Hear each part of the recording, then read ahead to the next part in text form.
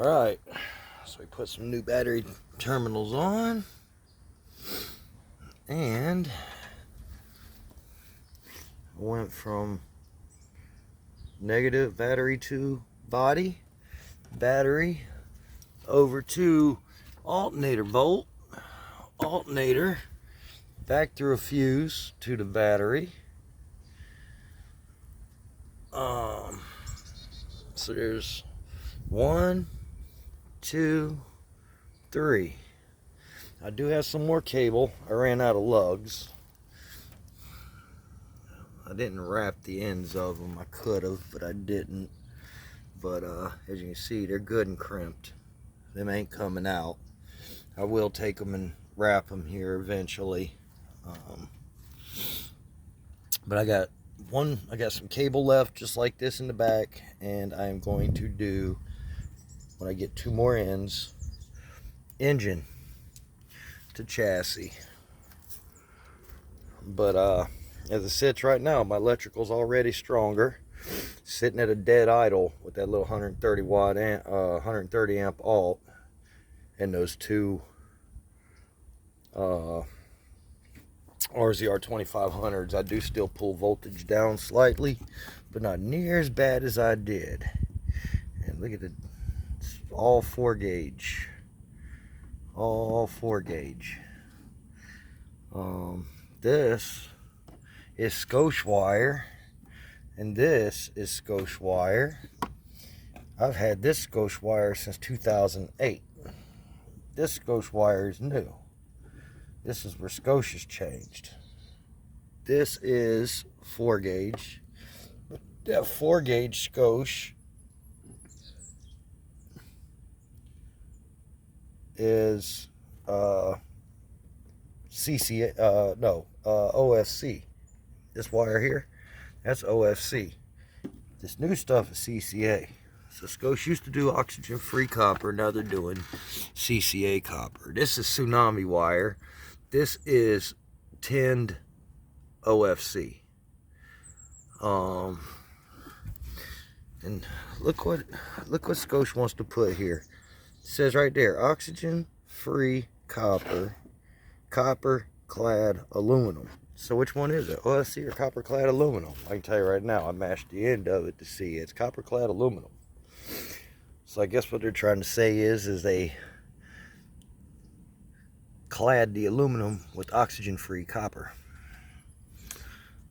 But that's okay.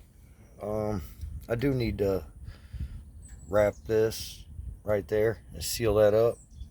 This would be fine. These will be fine. That's all OFC factory wire. The only thing wrong with CCA is it can corrode if it's exposed to the elements open like this. So that's the only big deal with that. So I'll take and I'll wrap this up, and that'll be absolutely fine. I sort of like these terminals. If I ever have an issue, I simply just pop that lever back and take it off. Quick and easy, quick and easy. I changed it because the piece of shit terminal to come with this wire corroded all to hell, and it wasn't even on there very long. I did stick the little green pads under there that actually helps keep some of the corrosion down. Yeah, but that's the change to the car right now. You see these 2 go right up under this cover. The ones to the red ones to the alternator are there, and the other ones to the alternator bolt. This is to a factory ground.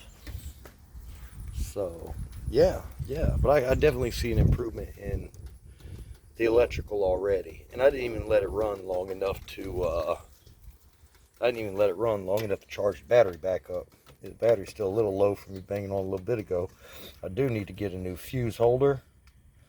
It's got a 100 amp fuse in it, 120 amp fuse in it, I think. But the bottom piece broke in half. So up under this tape, one side or the other is broke. But that's okay. It'll still work. It can't short out. And it's got a fuse in it.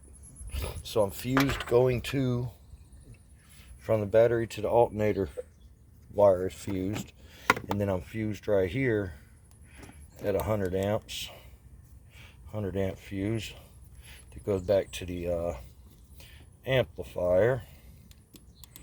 This has got one of them big old maxi fuses in it. There it is.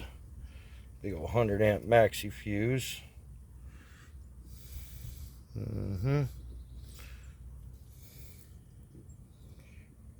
Still looks good. Yes, sir. Still looks good. Eventually, this will get changed with A&L as well, because these guys can melt, especially when you're drawing close to the fuse's rating on it.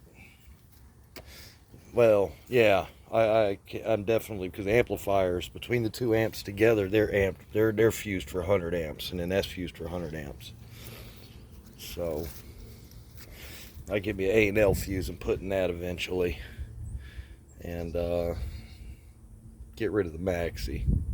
But anyhow, thanks for watching. Don't forget, like, subscribe, thumbs up, share the video. Peace.